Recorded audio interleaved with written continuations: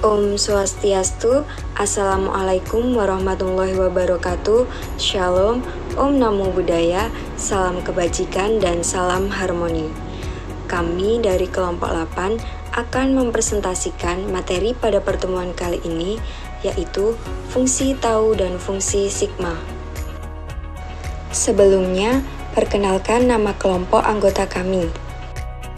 Perkenalkan, nama saya Ida Putra Aryambawa dengan NIM 173011023.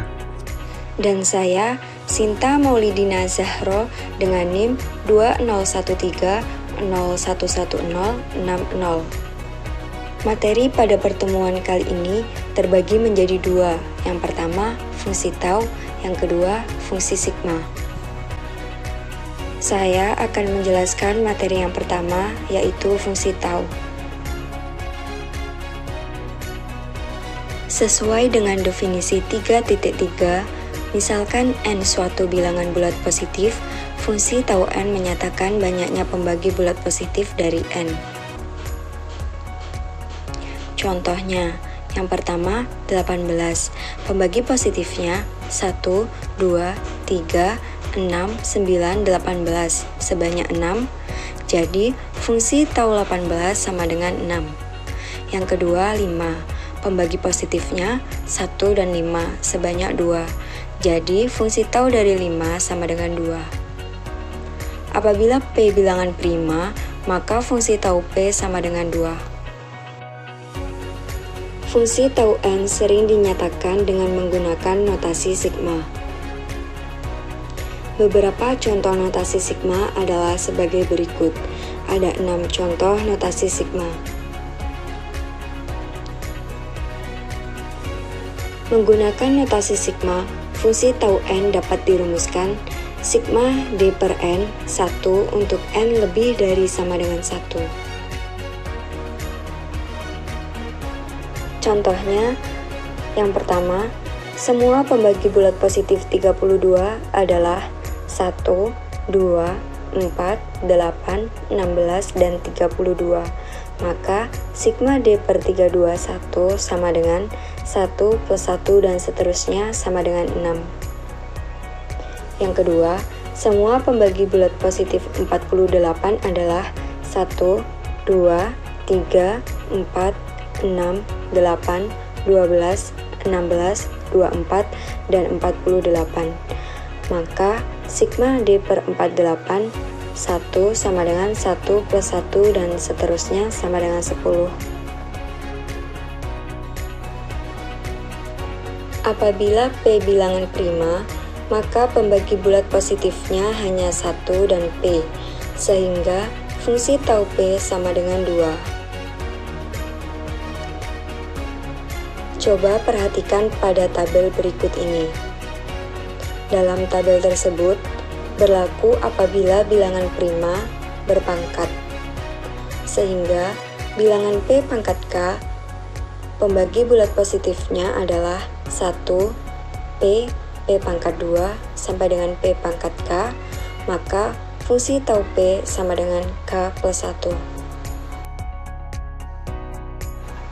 Jadi, apabila K suatu bilangan bulat positif, maka fungsi tau P pangkat K sama dengan K plus 1 untuk P bilangan prima. Contohnya, yang pertama, fungsi tau 64 sama dengan fungsi tau 2 pangkat 6 sama dengan 6 plus 1 sama dengan 7. Yang kedua, fungsi tau 243 sama dengan fungsi tau 3 pangkat 5 sama dengan 5 plus 1 sama dengan 6. Apabila P1 dan P2 prima dan N sama dengan P1 P2, maka pembagi bulat positif dari N adalah 1, P1, P2, P1 P2, sehingga fungsi tau N sama dengan 4. Apabila M sama dengan P1 pangkat 2, P2 pangkat 3, maka pembagi bulat positif M dapat disusun sebagai berikut. Jadi, fungsi tau P1 pangkat 2, P2 pangkat 3 sama dengan 3 dikali 4 sama dengan 12. Apabila N sama dengan P pangkat K, Q pangkat T, dengan P dan Q bilangan prima yang berbeda, serta K dan T bilangan positif, maka fungsi tau N sama dengan fungsi tau P pangkat K, Q pangkat T sama dengan K plus 1 dikali T plus 1. Bukti. Semua pembagi bulat positif dari P pangkat K, Q pangkat T adalah sebagai berikut. Terlihat bahwa banyaknya pembagi bulat positif sebanyak K plus 1 dikali T plus 1. Teorema 3.8. Apabila bentuk kanonik dari bilangan bulat positif N adalah P1 pangkat A1, P2 pangkat A2, P3 pangkat A3, sampai dengan PK pangkat AK, maka fungsi tau N sama dengan A1 plus 1 dikali A2 plus 1 dikali A3 plus 1 sampai dengan AK plus 1. Bukti. Apabila D suatu pembagi bulat positif dari N, maka D sama dengan P1 pangkat T1, P2 pangkat T2 sampai dengan PK pangkat TK dengan 0 kurang dari sama dengan TI kurang dari sama dengan AI.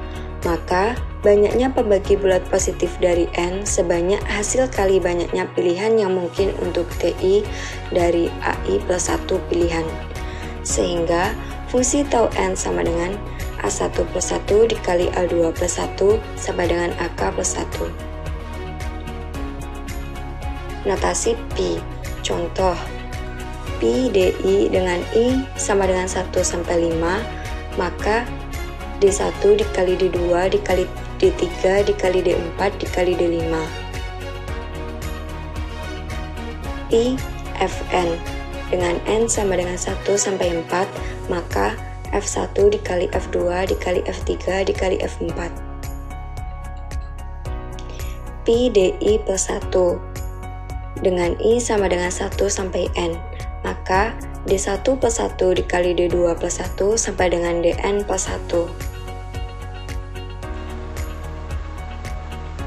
Rumus fungsi tau N pada teorema 3.8 sering dinyatakan dengan notasi Pi apabila N sama dengan P1 pangkat A1, P2 pangkat A2, P3 pangkat A3 sampai dengan PK pangkat AK sama dengan Pi PI pangkat AI dengan I sama dengan 1 sampai K, maka fungsi tau N sama dengan Pi AI plus 1 dengan I sama dengan 1 sampai K.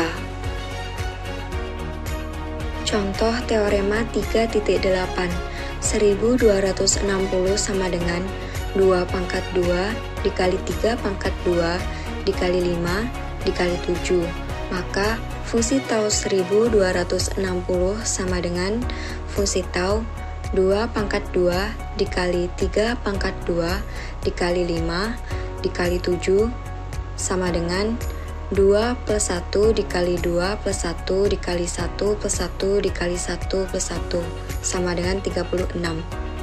33.075 sama dengan 3 pangkat 3 dikali 5 pangkat 3 dikali 7 pangkat 2. Maka fungsi tau 33.072 sama dengan fungsi tau 3 pangkat 3 dikali 5 pangkat 3 dikali 7 pangkat 2 sama dengan 3 plus 1 dikali 3 plus 1 dikali 2 plus 1 sama dengan 48. Hasil kali pembagi-pembagi bulat positif. Hasil kali semua pembagi-pembagi positif dari N anggota Z positif dapat ditulis dengan notasi Kn.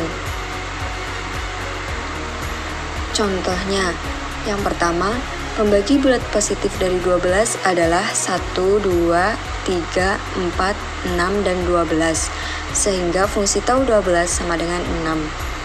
K12 sama dengan 1 dikali 2 dikali 3 dikali 4 dikali 6 dikali 12 sama dengan 1 dikali 12, 2 dikali 6, 3 dikali 4 sama dengan 12 dikali 12 dikali 12 sama dengan 12 pangkat 3.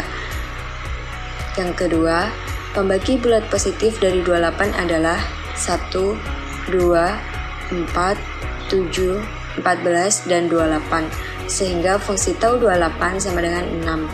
maka 28 sama dengan 1 dikali 2 dikali 4 dikali 7 dikali 14 dikali 28 sama dengan 1 dikali 28, 2 dikali 14, 4 dikali 7 sama dengan 28 dikali 28 dikali 28 sama dengan 28 pangkat 3. Teorema 3.9.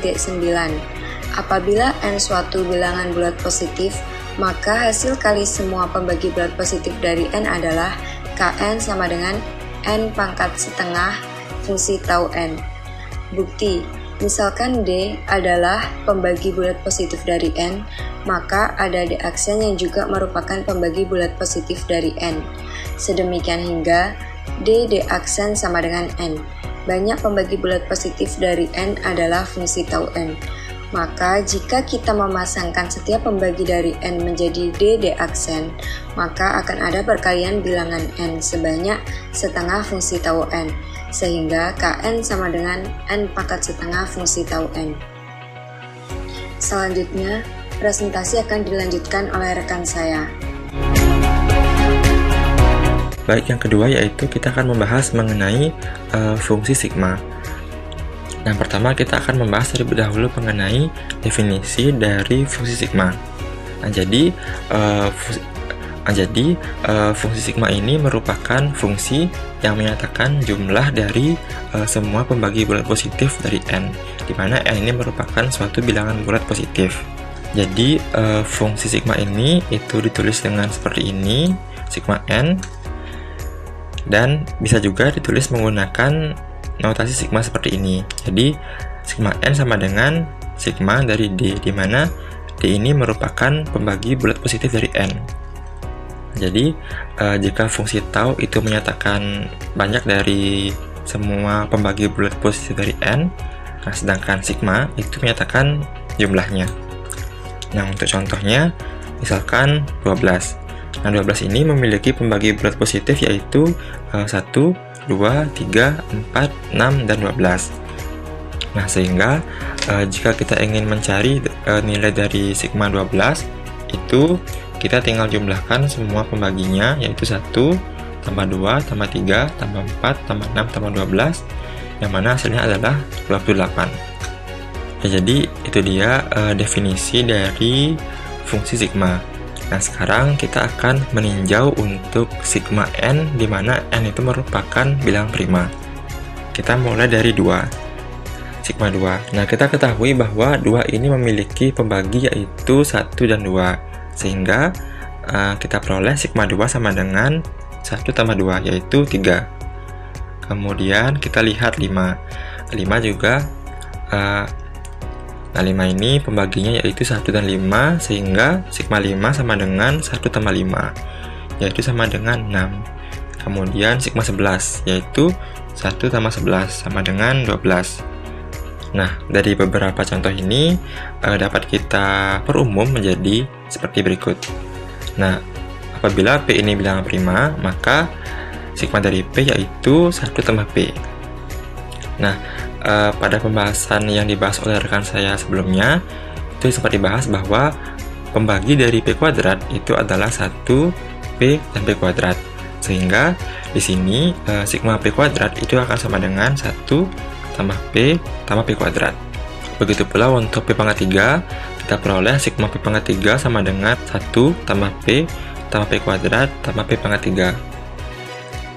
Nah, sehingga bisa kita perumum menjadi sigma P pangkat T sama dengan 1 tambah P kuadrat tambah seterusnya sampai P pangkat T. Nah, perhatikan di sini bahwa bentuk ini merupakan suatu deret geometri dengan suku awal 1 dan rasionya adalah P.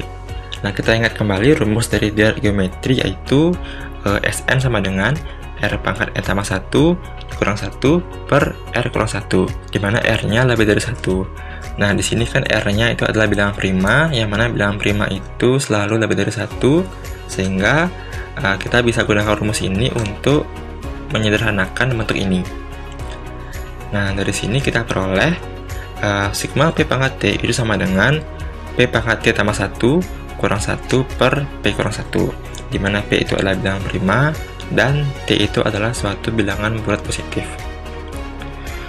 Adapun contohnya yaitu 32. Nah, 32 ini pembaginya yaitu 1, 2, 4, 8, 16, dan 32. Nah, jika kita mencari sigma 32 menggunakan rumus yang menggunakan cara yang ini, sehingga kita peroleh sigma 32, kita jumlahkan semua pembaginya sehingga diperoleh 63. Nah, jika kita ingin menggunakan rumus yang ini, kita perlu mengubah 32 ini menjadi bentuk P pangkat T, di mana P itu bilang prima. Kita ketahui bahwa 32 itu sama dengan 2 pangkat 5, sehingga sigma 32 sama dengan sigma 2 pangkat 5. Nah, kita pakai rumus yang tadi kita peroleh, yaitu menjadi 2 pangkat 6 kurang 1 per 2 kurang 1, yang mana itu hasilnya akan sama, yaitu 63. Nah, sekarang kita akan meninjau apabila N-nya sama dengan P kali Q. Nah, P kali Q ini kita sudah ketahui bahwa pembaginya yaitu 1, P, Q, dan PQ. Nah, jika kita ingin mencari sigma dari PQ, itu sama dengan 1 tambah P tambah Q tambah P kali Q.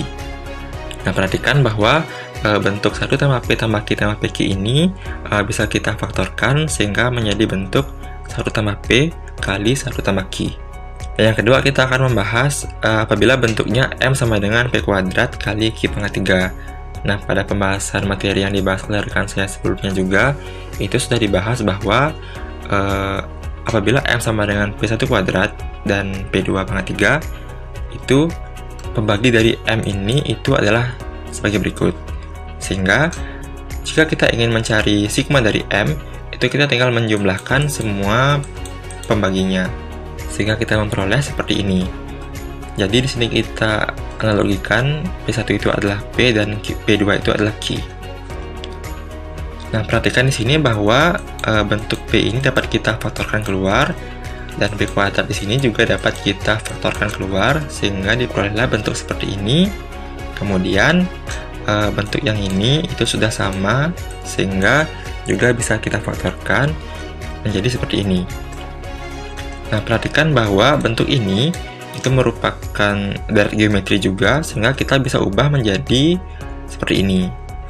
Hal yang sama juga berlaku di sini, sehingga menjadi seperti ini. Jadi, apabila M sama dengan P kuadrat Q pangkat 3, sigma dari M itu adalah bentuknya seperti ini. Nah, sekarang kita akan melihat bentuk yang lebih umum lagi, yaitu N sama dengan P pangkat K, Q pangkat T, di mana P dan Q ini merupakan dua bilangan prima yang berbeda, dan K dan T ini adalah suatu bilangan bulat positif. Nah, kita ketahui juga bahwa bentuk dari P pangkat K, Q pangkat T itu pembaginya adalah sebagai berikut, seperti ini, di mana jika ingin mencari sigma P pangkat K, Q pangkat T, kita tinggal menjumlahkan semua pembaginya sehingga diperolehlah seperti ini. Sama seperti tadi, kita lakukan pemfaktoran sehingga diperolehlah bentuk seperti ini. Sama juga seperti tadi, kita ubah dia menjadi seperti ini. Nah, perhatikan bahwa bentuk ini itu merupakan rumus dari sigma P pangkat K, dan ini juga rumus dari sigma Q pangkat T. Sehingga apabila kita ingin mencari nilai dari sigma P pangkat K, Q pangkat T, itu sama saja dengan mencari sigma P pangkat K kali sigma Q pangkat T. Nah, adapun contohnya yaitu, misalkan kita ingin mencari sigma 15. Nah, 15 ini sama dengan 3 kali 5, sehingga sigma 15 itu akan sama dengan sigma 3 kali sigma 5, yaitu sama dengan 4 kali 6 sama dengan 24. Kemudian, misalkan kita ingin mencari sigma 45. Nah, 45 ini sama dengan 3 kuadrat kali 5, jadi sigma 45 itu sama dengan sigma 3 kuadrat kali sigma 5. Sehingga kita gunakan rumus yang tadi kita peroleh, ketemulah hasilnya sama dengan 78. Nah, sekarang kita akan membahas teorema 3.10 yang berbunyi apabila bentuk kanonik dari bilangan bulat positif N itu adalah Pi dari PI pangkat AI, di mana I-nya dari 1 sampai K, maka sigma N-nya dapat kita peroleh dengan rumus ini, yaitu Pi dari PI pangkat AI tambah 1 kurang 1 dibagi PI kurang 1, di mana I-nya dari 1 sampai K. Nah, adapun bukti dari teorema ini Itu kita perhatikan suku-suku dari perkalian berikut. Nah, sama seperti tadi, apabila kita temukan semua pembagi bulat dari PI pangkat AI, kemudian kita jumlahkan semuanya dan kita faktorkan, kita akan peroleh bentuk seperti ini. Nah, perhatikan suku-sukunya. Di sini setiap suku ini merupakan bilangan yang berbeda satu dengan yang lainnya, ya. Dapat dilihat dari P1-nya, P2, P3 sampai PK itu merupakan bilangan yang berbeda. Kemudian setiap suku itu merupakan pembagi dari N. Ya, ini dapat kita ingat dari materi keterbagian, misalkan N sama dengan A kali B.